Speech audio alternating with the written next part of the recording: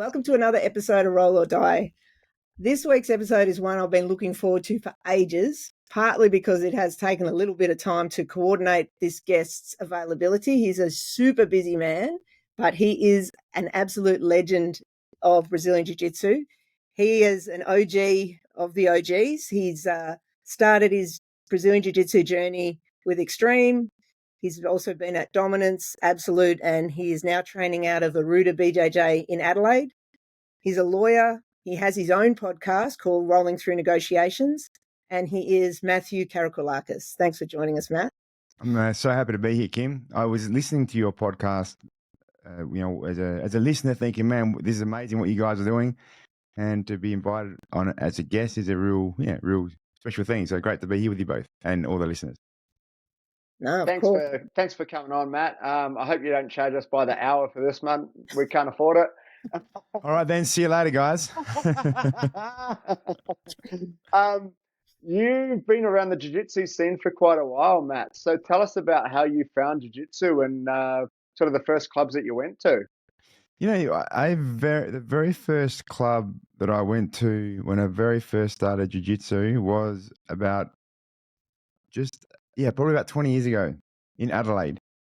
Wow. And it's interesting, that BJJ journey, because back then I was a big fan of football, Aussie rules football, and I had high aspirations to try and play in the SNFL or the AFL. I was doing quite well in the footy, and then I had a car accident where I then stepped away from all sport for about a year and looked at myself in the mirror one day and thought, gee, you know, I'm young, but I'm getting a bit overweight. This isn't how I want to be. I better start doing something.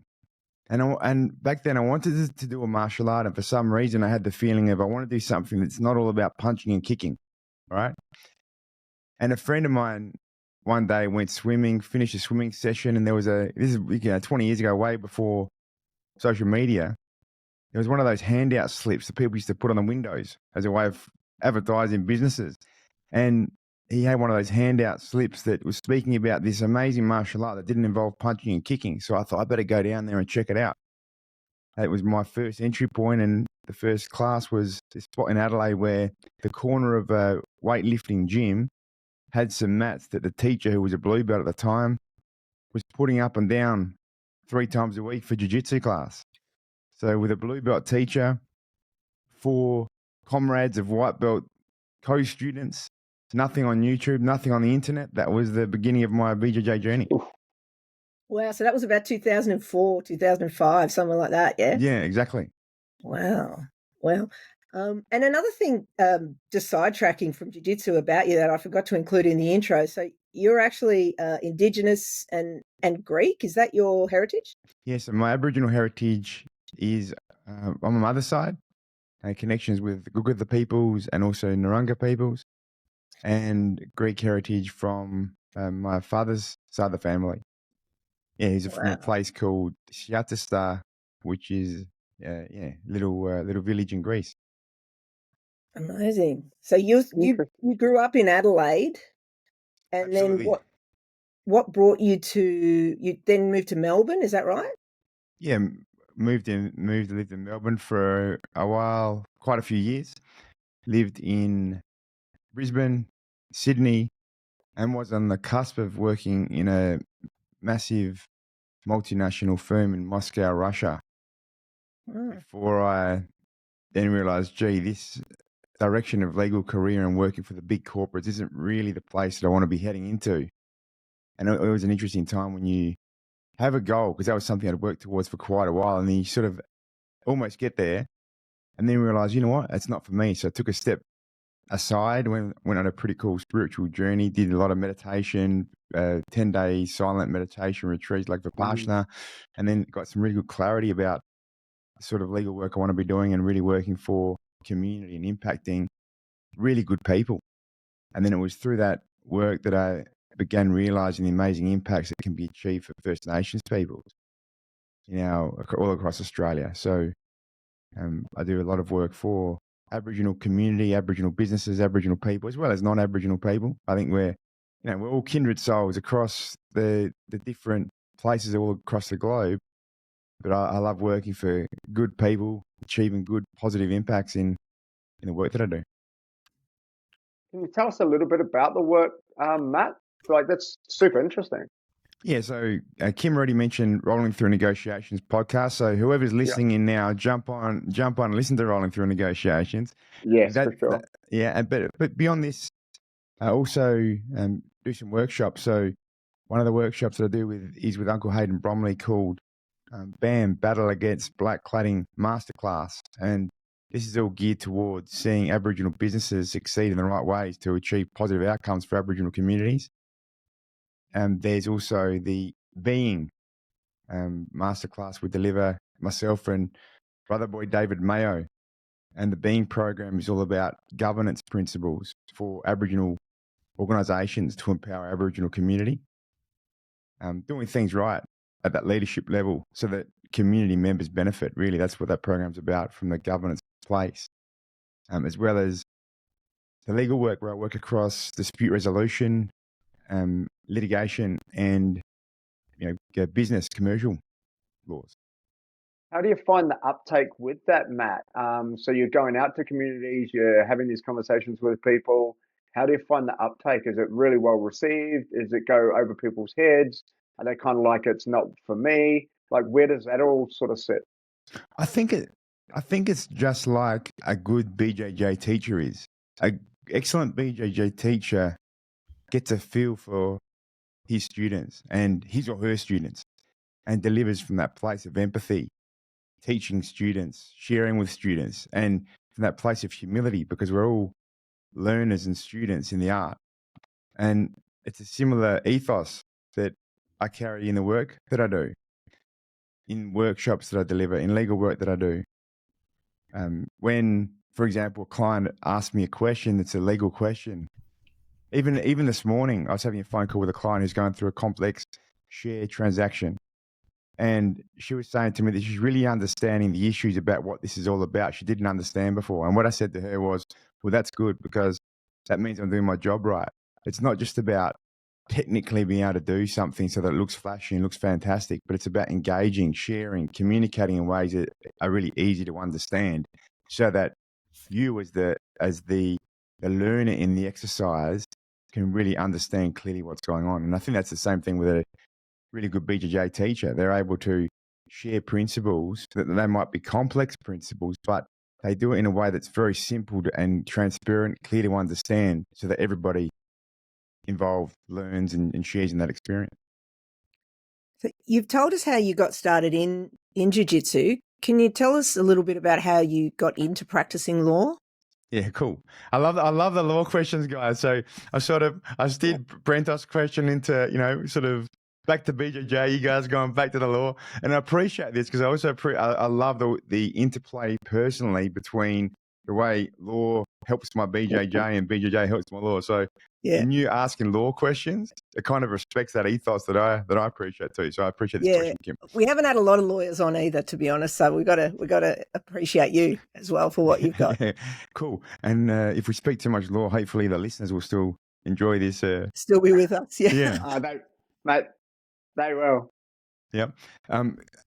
In that though, Kim, I did. Sorry, I just forgot what your question was. Though, can you say how you got into practicing law? Oh yeah, cool. Initially, it was something that I just felt in my heart. I remember one day as a 8-year-old or 10-year-old kid walking down this main shopping street in Adelaide with my mum and my dad, and I just had this really clear vision and really clear understanding. And I said to them both, I said, "Mum, Dad, in my life, I want to become an AFL footballer for Port Adelaide.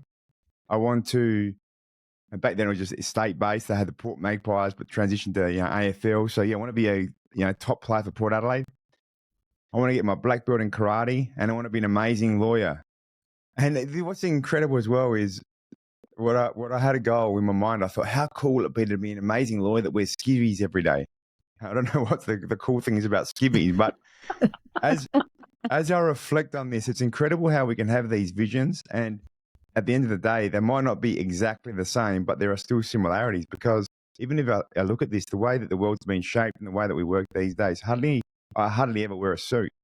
And years ago, lawyers would always be wearing suits. I typically will wear a pair of chinos and a t-shirt for work. So that's kind of akin to that casuality of the skivvies. And then back then it was the black belt in karate, and I did a little bit of karate, but as we all know, listening to this podcast, jiu-jitsu is the one.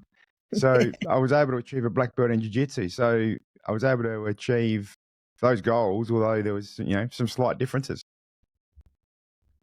That's interesting, actually. And I actually like the play that you said in regards to how practicing law comes over into the study of jiu-jitsu, because as a dog trainer, I see the same thing. Like, behavior is behavior, whether we're teaching, whether we're learning, all the principles really, to me, are the same. So you can either be a great teacher, you can be a great student, and when you understand what your passion is or what your path is in life, when you start to embrace something, for me, like I did with jiu-jitsu, I was seeing dog training principles in jiu-jitsu, but now I've been doing jiu-jitsu for a while. I actually start to see jiu-jitsu practices in dog training.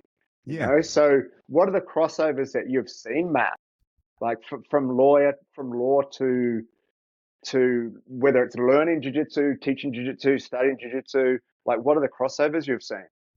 Man, there's so many crossovers, and where do I begin in answering that question, Brentos? Do I begin in speaking about Rorion Gracie, who was a massive reason why so many of us know about jiu-jitsu these days, because he was the one that put together that UFC and chose Royce to fight in that UFC, as the legend has it. But Rorion was a lawyer as well as being a jiu-jitsu guy. Yeah. And I've heard of other famous jiu-jitsu people being lawyers. And I think sometimes the thinking behind law and the thinking behind jiu-jitsu and the systemic approach you need to take to both, I think there's definitely some similarities there. But I don't want to say it's like Rorion, because, to be honest, he's not my favorite Gracie, and I think he's too, a lot of us would have heard the stories of Rickson and Rorion having some battles, and I think they even had a court case between them at one point. And I personally appreciate the integrity that Rickson seems to carry. So I wouldn't say that it's along the lines of Rorion. I think that it's like you've said, Brentos, where there are some principles that carry across, and they also flow into all areas of our life. And there's a beautiful thing that happens in jiu-jitsu that I'm sure many of us have experienced, where you go into a jiu-jitsu training session, and then you might even step on the mats with a problem, something that's stressing you out that might even be completely unrelated to the jiu-jitsu. And then for some magical reason, you leave the mats and that problem's solved. You've got the answer. You feel at peace with that problem. And so that's one way that I feel jiu-jitsu really does help with my legal work. It helps me because it gives me that place of resolve, of inner peace, of calm, where I can then see things much better and serve clients better when I have that stable peace of mind. I think there's also principles that apply to all of life, no matter what area you practice in. And I believe that jiu-jitsu is a beautiful place for experiencing firsthand and getting immediate feedback on these principles. So when I look at jiu-jitsu, I believe that the three most important concepts, principles, the three things that if we do these right on the mats, we're going to be nailing it. We're going to be hitting and doing amazing things. And I believe that the number one most fundamental principle of excellence in jiu-jitsu is the ability to breathe. Because we think about this, one of the best ways of winning a jiu-jitsu match is by choking somebody. And if we think about jiu-jitsu from a martial arts perspective, or even a competition perspective, or you might be using BJJ for MMA, somebody can break a bone and keep on going. There's a famous match between Roger Gracie and Jacare, where Jacare broke his arm, and heroically and courageously, he was able to tuck his arm with that broken hand into his gi uniform and continue the match. There's stories of people fighting MMA in the UFC, for example, and having broken a bone and continue on fighting. But if you take somebody's breath away, they go unconscious. They have no choice anymore. And so the ultimate victory, I believe, is through breath. And the flip side of this is if we can master our own breath and we can breathe with control, with clarity, with presence, with proper pacing of our breath, then our own performance in jiu-jitsu greatly increases. And I heard an interview with Hickson Gracie recently where he was speaking about when he learned how to breathe properly, his jiu-jitsu ability almost doubled overnight just through that breath concept. So I believe that breath is the number one principle of jiu-jitsu excellence. And I believe that breath, not only is it the first thing that we do when we're born into this world, but whatever we do, when we breathe properly, I believe that we can do better when we're doing that. So I think that that's one way and one principle. Another principle that carries across, I believe, is the principle of space. So in jiu-jitsu, if you're under attack, if you're defending a situation, what do you want to do? Well, you want to create that space through frames, through creating that opportunity to go from that bad position to the good position, or you're going to create that space so that somebody can't pounce on you in that moment when they want to, but you're going to be able to move in the place and direction that you want to be doing. So I feel that space is, to me personally, I believe that space is the second most important principle when it comes to jiu-jitsu.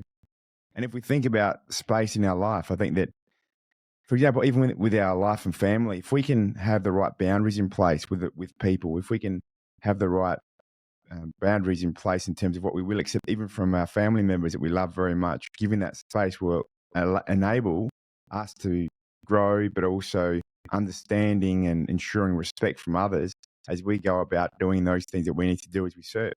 So managing and using space wisely helps in control, helps in allowing the opportunity for being aware, avoiding overwhelm, and really does create the opportunities for us to move into. And so the same thing with law, by understanding the space, for example, between the level of service for clients, which clients I am serving, which clients I'm not serving. In litigation, when litigation itself can be just like a jiu-jitsu match. So knowing when to move into that space, how to create those boundaries. So that's another principle where there's that real crossover. Do you want to hear the third one, or? Yeah, mate. Yeah. Loving it. All right. I'm glad to hear that, because sometimes you can keep rattling on and you can. Jiu-jitsu people, I think, have got an amazing intellect in terms of breaking down principles and thinking through stuff that non-jiu-jitsu people just don't get sometimes. And I wasn't sure if I was going too far down a rabbit hole. No, So, you're good. The majority of our audience are all jiu-jitsu practitioners anyway, so you hopefully haven't lost anyone yet. You certainly haven't lost me and Brentos, so yeah, no, keep going.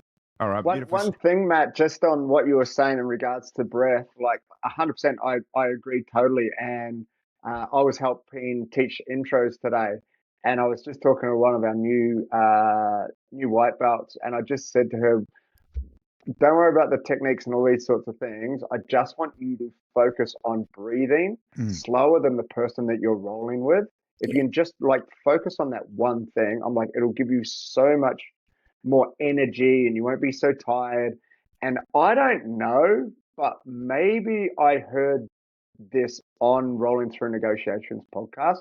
I know I heard it on a podcast. I don't know if it was you that had mentioned that, Matt. I'm not sure, but so yeah, number one, I had mentioned it previously, sure. Brentos. I think maybe I heard it there. Yeah, but definitely on a fantastic podcast. So could be all right, Matt. Yeah. Number three. Yeah, and then number three is actually I just want to share this story with you before we go on to number three, Brentos. Yeah, please. The time when I really became so aware of the power of breath was I was rolling with a teammate at Arruda BJJ called Sleepy, who, it was a warm day. He pulled me into guard and he was going for a guillotine. And it was one of those moments where the guillotine wasn't on, right? So I wasn't actually choking, but I was struggling. And I was finding it so difficult. And I was contemplating giving up and tapping. But honestly, I wasn't choking. And what Sleepy did is he actually let go of the guillotine to try and improve his position. At the end of the class, I went to him and said, hey, brother, why did you let go? Don't ever let me off the hook. If you feel like you've got something, take it. And he said, well, I honestly didn't feel like I had it. And the truth is he didn't have it, but my breath was so irregular, so uncomfortable. And it was because I wasn't comfortable in that moment. So I was breathing poorly. Breathing poorly was making me more uncomfortable. So even though I wasn't being choked, I almost tapped just because of my breath being so irregular. And so I went and spoke with Professor Leo after the class. And I said, hey, Leo, this is what was happening. what do I do in that situation? He said, Matthew, you have to breathe properly. And so that's when the journey into really looking and understanding breath became something that I'm so fascinated about. And from there, every morning I do exercises through the Oxygen Advantage. You can just see online and work on being able to hold my breath, think clearly without oxygen, and it's incredible. I'd also personally say from my own experience that, just like Hickson said, that when he was able to breathe really well, his jiu-jitsu ability went up by at least 40%, he said in this particular podcast. I don't think that I've got anywhere near the level of breath that Hickson had. We've also seen that movie Choke, and his breathing in that one's incredible. But just a little bit of improvement of breath that I've been able to gain has resulted in bucket loads of improvement through BJJ. So I feel like breath is just amazing. Yeah. Then guys, the third principle of BJJ that I think is so powerful and really does help in my legal work in our lives is that of posture. And I was even thinking about it this morning because my wife recently started jiu-jitsu, and she's one of those gung-ho white belts who are ever so dangerous because you can see flying elbows and knees coming in from anywhere with those sort of people, right? And but I was thinking about it. She's starting to get this appreciation of jiu-jitsu, and she started jiu-jitsu in the sports environment like many people do these days. And I was thinking, I should at some point explain to her some more of the self-defense side that applies to jiu-jitsu. And I was thinking a beautiful way of showing her this would be saying, look, I'll try and punch you standing up with great posture and see if I can hit you. And undoubtedly, you'd be able to. Okay, now push my head down, break my posture, bend me in half. Now let's see how good my punch is as I try to hit you. And as you can imagine, I won't be able to hit at all. That's just one example of how posture is so impactful.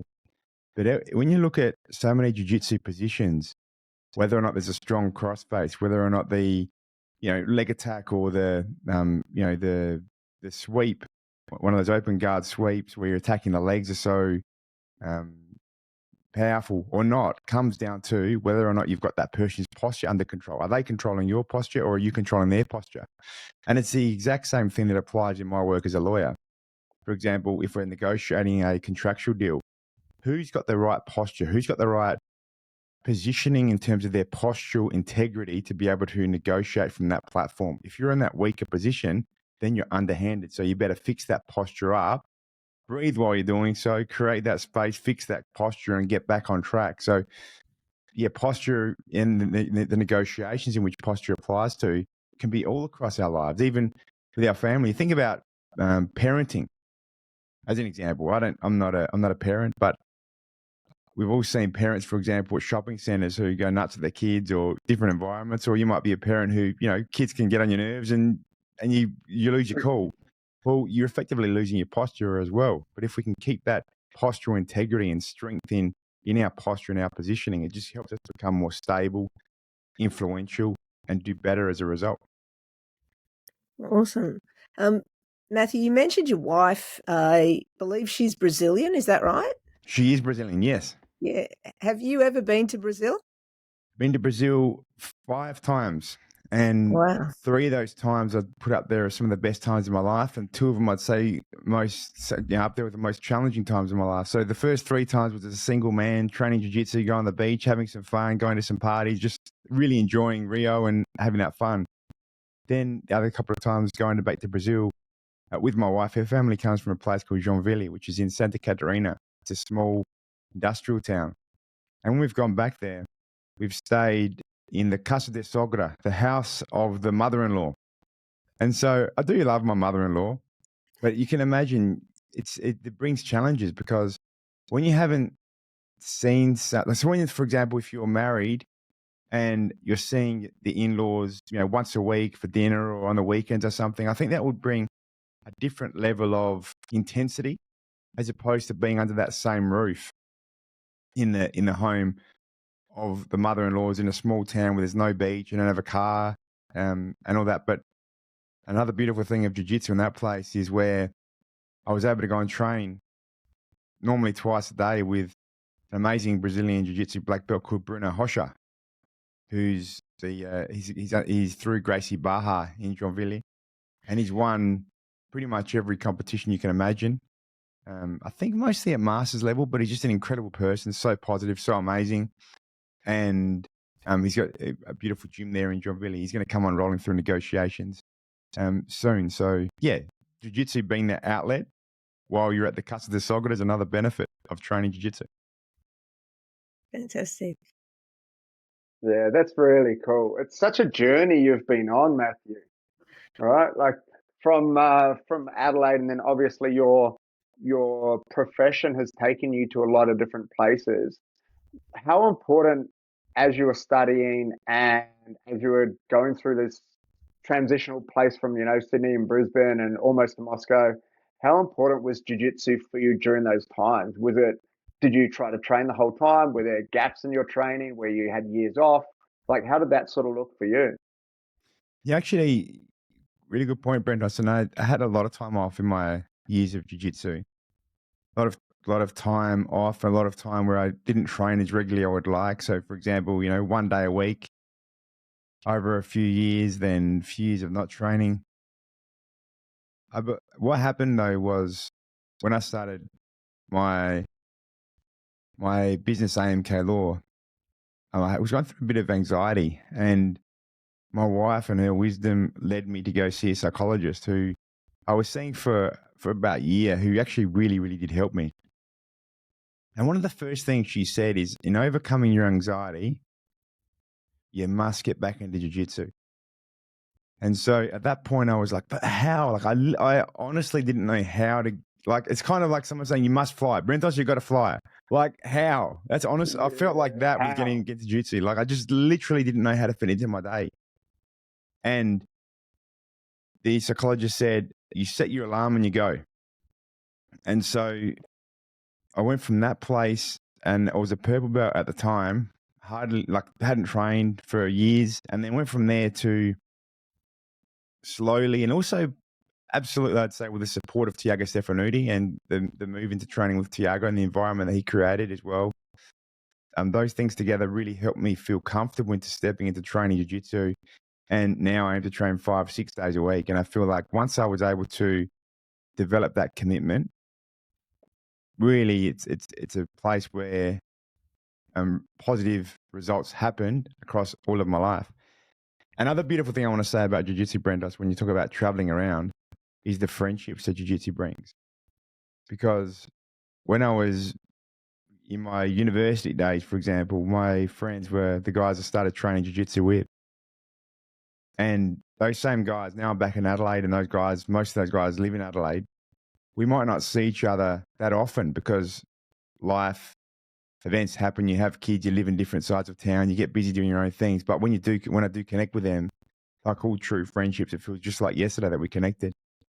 And in each of those movements around to different places of Australia, even the different places in, like into Brazil, beautiful friendships have always developed at every single gym that I've trained at. And I think that the friendships, the community, as well as learning with kindred souls, is one of the beautiful parts that we can all experience in this jiu-jitsu journey. Fantastic. Something we ask most of our guests is about the day they received their black belt. Can you tell us about what that was like for you, Matt? Yeah, absolutely. It was a big feeling of non-deserving, but faith and humility. Yeah. So I have the absolute highest level of respect for my teacher, Arruda, both on a personal level and on a jiu-jitsu level. His level of integrity, his wisdom is just incredible. So when he says that you're ready for your black belt, absolutely, I respect, appreciate, and understand the integrity in him saying this. But you have this feeling inside where that imposter syndrome.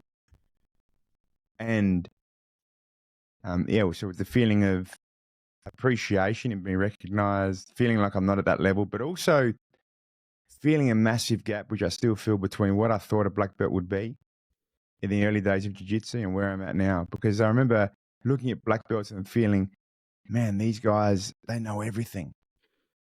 especially when I first started, there weren't very many black belts in Australia at all. And the first time I'd actually seen a black belt with my own eyes was when I jumped on an airplane, spent 24 hours traveling economy across to Rio de Janeiro and went into Gracie Barra. And then I saw all of Jesus' disciples. No, all these black belts that I thought were Jesus' disciples, right? Because I only hear about them in storybooks.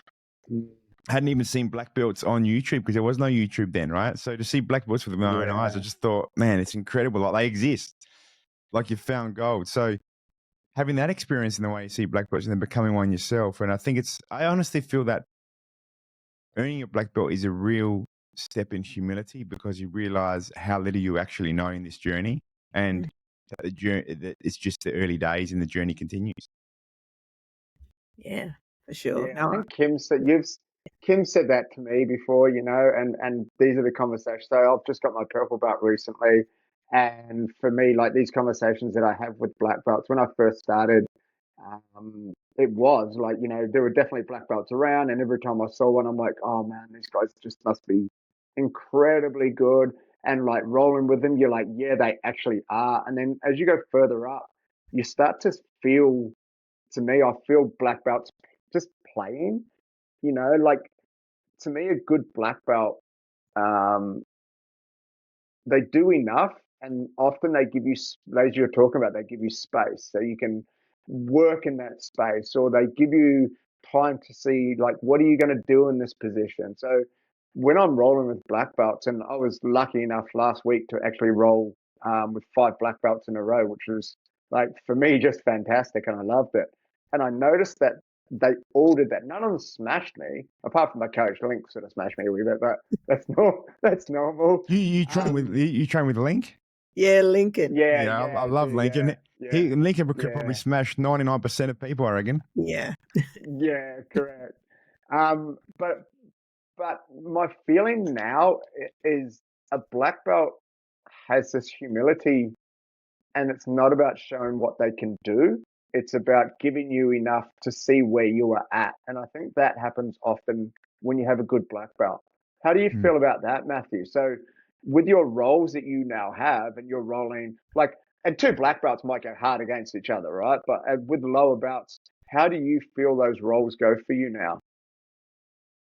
I feel like it's really interesting. I feel an appreciation to be able to share knowledge with those that are a little bit less experienced in the journey. So I think that's definitely part of it. But I don't think that comes from the color belt. I think it just comes from, your time on the mat and your experiences, and then you love jiu-jitsu and you want to share your understanding with people to help them to the extent they want to. Yeah. Yeah.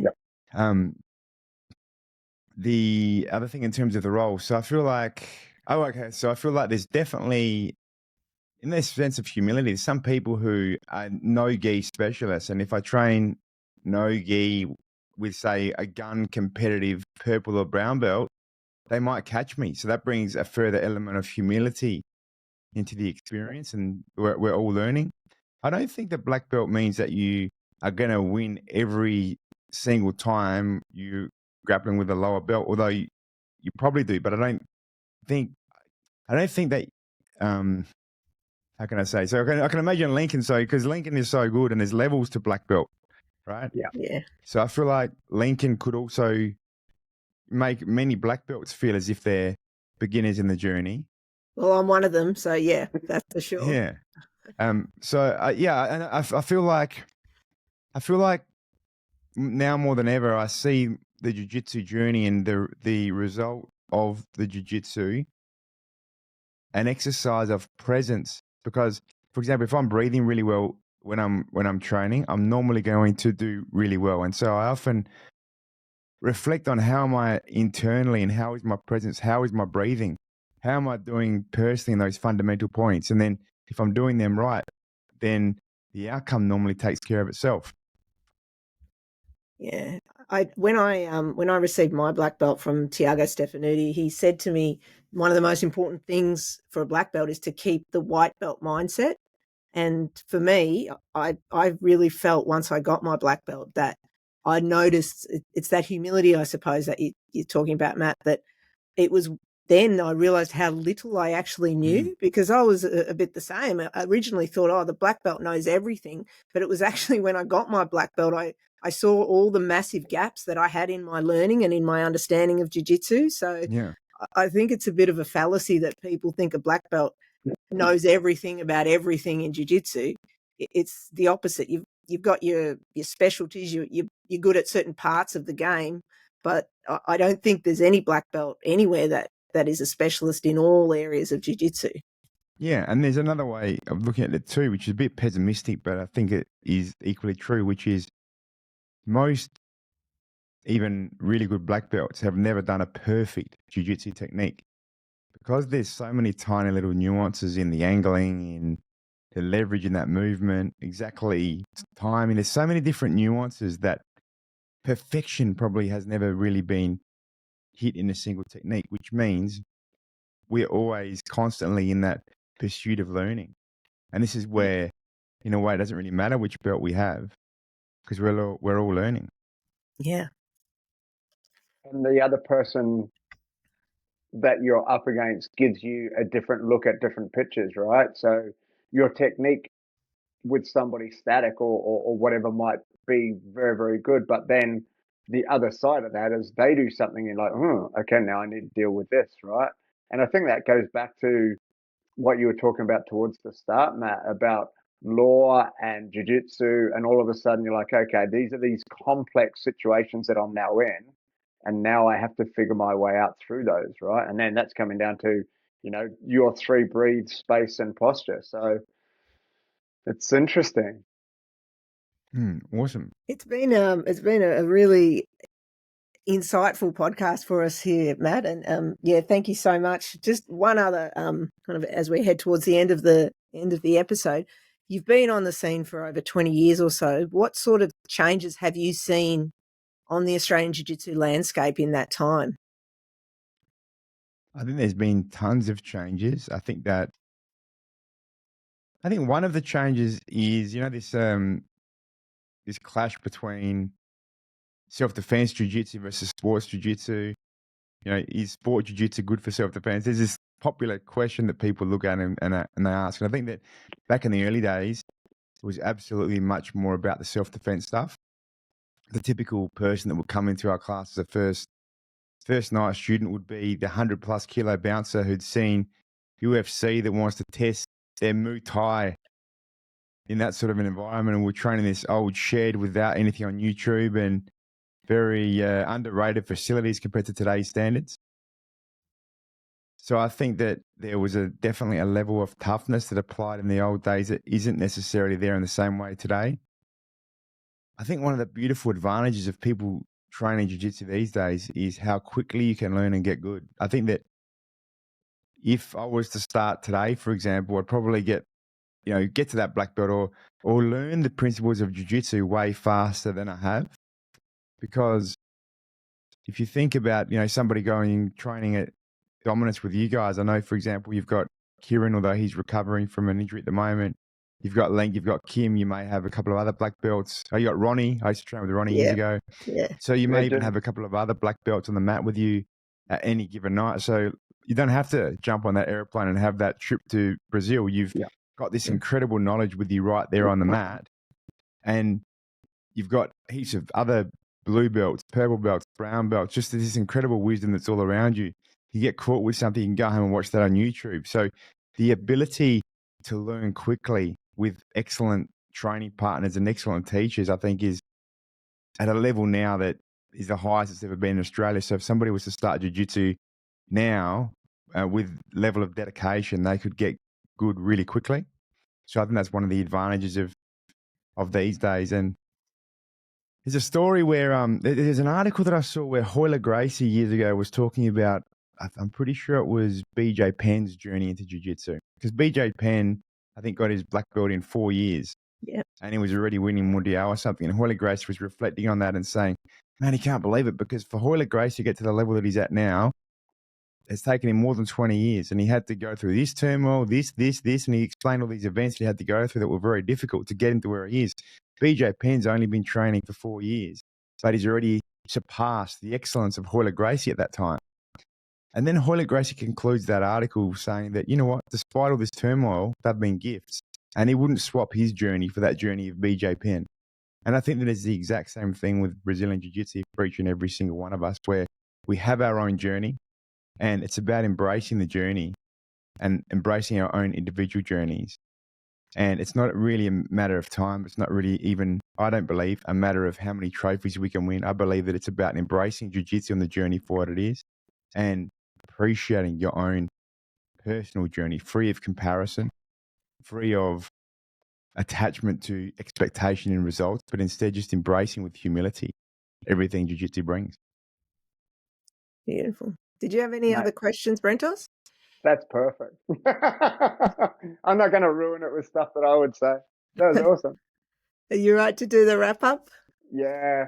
Anything else, Matthew? I think that was brilliant. Like, I think the things that you spoke today, very, very eloquent, of course. But you touched on a lot of things that could be overlooked, or could be learned early but forgotten, you know. And I think that your 3 principles of breath, space, and posture, I think in every role, you know, over the next week, those things are going to be in my head, and I'm going to do the best to put those into practice, because one of my habits is taking space away when I actually need to be creating space. So that's going to be one of my focuses for the next week, Matt. I think it was really good. And off the mat too, hey, Kim? off the mat as well. And off the mat. That's awesome. Those suggestions to use in life. Like, yeah, you've given some. I mean, often I guess when you get a black belt, it gives you that. You know, now you're able to give life advice. Well, Matt actually has given us some really good life advice. So thank you so much for giving up your time. As I said, you're a super busy man. I think probably one of our busiest guests ever. So really appreciate you making the time to do this for us. Awesome. Thank you so much for the opportunity of being on here. And Kim, we're looking forward to having you come on Rolling Through Negotiations. Yeah. Some point as well. And Brentos, we better tee up a time for you to come on Rolling Through Negotiations too, mate. We've already had Lincoln and Kieran on there, so yeah. I'm nervous. I like being on this side of it, but I'm happy to be a guest. It'll be good. Look forward to it. And for everybody out there, please check out the podcast, because Matt does do an amazing job. I have listened to a few of them. They are very, very well done. So do check those out. Rolling Through Negotiations. But that's it from us at Roll or Die Podcast. We appreciate you guys jumping on, having a listen. We appreciate you guys sharing the podcast, tagging your friends. Tell your non-jiu-jitsu people to have a listen to this one, because there's some good jiu-jitsu advice and there's some good law advice. But as Kim said, there's some very, very good life advice in it. So if you're looking to add a little bit of a podcast into somebody else's ears who doesn't do jiu-jitsu, this could easily be the one. So Matt, again, thank you for coming on. Kim, legend as always. Pronunciation on these last names sometimes for me just blows me away. Yeah. I've got nothing when it comes to that. Check out our merch. We've got the t-shirts. We've still got our athletic soap. There's discount codes and all that sort of stuff. Other than that, thank you for coming on Roll or Die, Matt. We appreciate it. And we'll see you guys next week with another new guest. See you soon.